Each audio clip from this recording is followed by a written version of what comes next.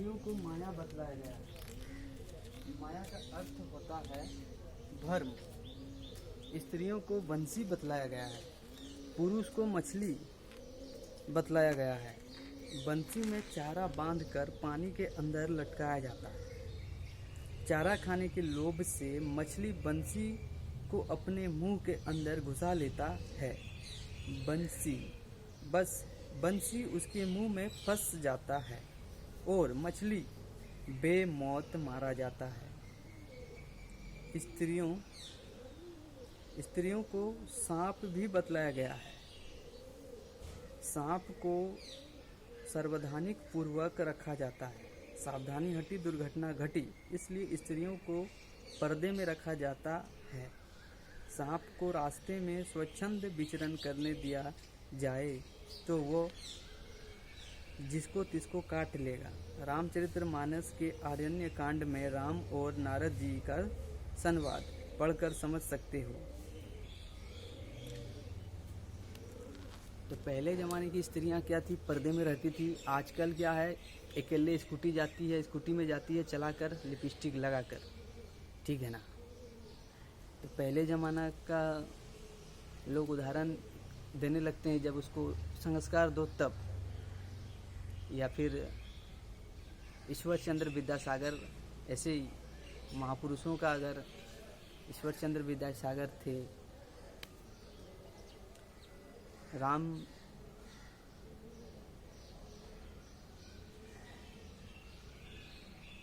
क्या बोलता है उसको, रामकृष्ण परमहंस, बामा खेपा, लैडी बाबा, बाबाजी महाराज। बाबाजी महाराज को तो बहुत लोग पहचानते ही नहीं, लेकिन आपका पहचानने ना पहचानने से क्या होगा। बाबाजी महाराज शिव के अवतार थे, ठीक है। तो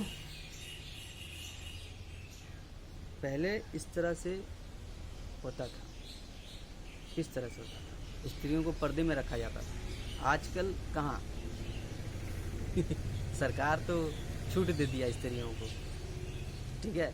सरकार शास्त्र को नहीं मानता है और शास्त्र सरकार का नियमों को नहीं मानता है। अब दोनों में जब लड़ाई होगा तो जीतेगा कौन? सुप्रीम पावर, ठीक है ना। सुप्रीम पावर है कौन? गॉड, ईश्वर, भगवान, राम, जो दुनिया को बनाया है। राम ही दुनिया को बनाया है। राम ही कह रहे हैं स्त्री साक्षात माया है, माया का मूर्त रूप है, ठीक है। राम जी माया बतलाएं और राम कृष्ण परमहंस माँ बतलाएं। प्रत्येक स्त्री को माँ के नज़र से देखो, ठीक है। राम जी माया भी बतलाए हैं, उदाहरण दिए हैं, आग से तुलना किए हैं, सांप से तुलना किए हैं और बंसी से।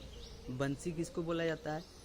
जैसे कि बंसी होता है ना, मछली फंसाने के लिए हम लोग डांडी बंसी से पहले हम लोग मछली पकड़ते थे, तो उसमें चारा लगाया जाता था, ठीक है। चारा के लोभ में मछली आता था और फंस जाता था। तो स्त्रियों के पास चारा क्या है? स्त्रियों के पास, स्त्री का चारा लिपस्टिक लगाएगी, पूरा चेस्ट दिखाएगी। आजकल तो यही हो रहा है। एक लड़की तो खुलेआम बोल दिया भाई कि मेरा चेस्ट हम खुला दिखाएं, मेरा शरीर हम खुला दिखाएं, इसमें कोई किसी को आपत्ति नहीं होना चाहिए। अब उसका माँ बाप जैसा संस्कार दिया है वो वैसा ही ना करेगा, है ना। मीराबाई के जैसा संस्कार तो नहीं होगा ना, साधु संग तो नहीं करेगा ना, सबरी माता के जैसा तो नहीं होगा ना, जो साधु की सेवा तो नहीं करेगा ना, साधु का धन तो नहीं चुराएगा ना। तो मीराबाई को हम माता कहेंगे, हम कहेंगे, हम और सबरी माता को माता कहेंगे। आनंदमयी माँ है, बहुत सारी हैं ऐसे जो भगवान के भक्त हुए, उनको अवतार भी कहा जाता है, महाअवतार भी बोला जाता है। तो उन लोगों को हम माँ कहेंगे। बात बाकी अब माया को हम माँ कहें तो फिर हो गया। कुछ लोग तो माल भी कह देते हैं, है ना। तो वीडियो थोड़ा मेरा लंबा बनेगा, क्योंकि एक ही वीडियो में सब कुछ बोलना पड़ता है, उतना मेरे पास वक्त नहीं होता है ना। तो माया से बचने के लिए एक ही उपाय है, रामचरितमानस का पाठन किया कीजिए या फिर गुरु का संग क्या कीजिए, मतलब साधु संग क्या कीजिए। आजकल गुरु भी तो गुरु घंटाल सब है बहुत। आप पहचानिएगा कैसे कि सच्चा गुरु कौन है, झूठा गुरु कौन है, ये भी तो समस्या है। और अगर आप राम का नहीं होते हैं तो कोई काम का तो है नहीं, लेकिन अगर आप माया का हैं तब तो फिर माया तो आपको मार देगी। आग का स्वभाव क्या है? जलाना। सांप का स्वभाव क्या है? काटना। इनसे अगर आप बच सकते हैं तो बचिए, और नहीं बच सकते हैं तो फंसिए। हमको जितना बोलना था हम बोल दिए। हम प्रयास करते हैं कि सच को सामने लाएं। भगवान दुनिया को बनाए और भगवान कह रहे हैं स्त्री साक्षात माया का मूर्त रूप है। स्त्री दुखों की अनमोल खान है। स्त्री अवगुणों की अनमोल खान है। जितना भी अवगुण है स्त्री को बतलाया गया। अब कुछ लोग बोलेंगे हाँ स्त्री का बदनाम। हाँ भाई, रामचरितमानस पढ़ो। नहीं पढ़ने जानते हो क्या? नहीं समझने जानते हो क्या? पढ़ लो। पेज नंबर बता देते हैं, 549 पेज नंबर अरण्य कांड में लिखा हुआ है। स्त्री के बारे में बतलाया गया है। साक्षात माया का मूर्त रूप है। उदाहरण दिए स्त्री का। किससे उदाहरण दिए? आग से, सांप से। दुनिया को बनाने वाले जब बोल दिए, उसको हम अगर प्रचार प्रसार कर रहे हैं तो आपका क्यों फट रहा है? और क्या, अगर फिर आपको चुभने लगेगा तो फिर आप सुनेंगे नहीं, फिर इसको इग्नोर कर देंगे, बाइकआउट कर देंगे, देखेंगे ही नहीं। अच्छी बात है, फिर कुदरत आपको समझा देगा। कुदरत मतलब प्राकृतिक। आप सांप को पकड़िएगा तो सांप का भी समय होता है ना काटने का। अब सांप अपने अनुसार काटेगा ना, आपके अनुसार तो नहीं।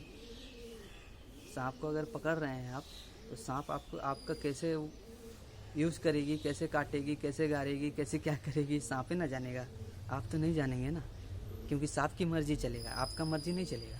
आप सांप को बोलिएगा कि काटो काटो काटो तो वो अपनी इच्छा से काटेगा, आपकी इच्छा से नहीं काटेगा। इसलिए उसके लिए प्राकृतिक कुछ नियम बनाए गए। उस नियम के अनुसार फिर आपको दिख जाता है, पूरा संसार में दिख जाता है। सिर्फ आपका ही नहीं। किसके लिए? जो सांप को पकड़ता है, जो आग को पकड़ता है, उसके लिए। और जो भगवान का बात को पकड़ता है, जो भगवान को फॉलो करता है, उसके लिए नहीं। ठीक है ना? ये गलतफहमी में मत रहिएगा। ठीक है? तो माया क्या है? माया एक भ्रम है। जो दिख रहा है वो है नहीं, और जो है वो दिख नहीं रहा है, वही माया है। अभी स्त्री है, अभी मर जाएगी। कितनों गुट मर गया है, कितना आदमी शादी किया है, विदूर हो गया है बेचारा। अभी इधर उधर अन्य उन्ने खोज रहा है कि कहीं कोई सेटिंग हो जाए, मिल नहीं रहा है उसको। ठीक है? हम बहुत तो आदमी को देखे हैं, एक आग को पकड़ा, एक सांप से डसवाया, फिर भी उसको मन नहीं भरा, फिर भी उसको पता नहीं लगा। अभी भी उसका मन किधर है? इधर उधर हन्ने उन्ने खोज रहा है। उसको अभी भी भजन नहीं करना है, उसको अभी भी पूजा पाठ में मन नहीं लगाना है, उसको अभी भी सत्संग नहीं करना है। तो सोचिए। और कुछ लोग रामकृष्ण परमहंस को बदनाम कर दिए थे उस ज़माने में। अभी तो इस ज़माने में हमको लोग बदनाम कर देंगे कि कैसा कैसा बात बोल रहा है। उस ज़माने में स्वामी विवेकानंद को बहुत लोग बदनाम कर दिए थे। स्वामी विवेकानंद जी कहे थे कि ब्रह्मचर्य जीवन को जियो। कहाँ उनको कहाँ कोई फॉलो करता है? सिर्फ सुन लेते हो, एक कान से दूसरे कान से निकाल देते हो। ठीक है? और हम कह रहे थे कि सनी लियोनी जो है, मियाँ खलीफा जो है, उनका पर्न वीडियो जानबे करते हो, खुलकर उनका प्रचार प्रसार हुआ है, वीडियो वायरल हुआ है। इसके बारे में बाद में बोलेंगे। अगर हम सच्चाई का प्रचार प्रसार करें तो इसमें डरने की कोई ज़रूरत नहीं है और किसी को बोलने की भी ज़रूरत नहीं है, किसी के सामने झुकने की भी ज़रूरत नहीं है। एकमात्र गॉड के सामने झुको। Power of supreme power, god, ईश्वर, भगवान।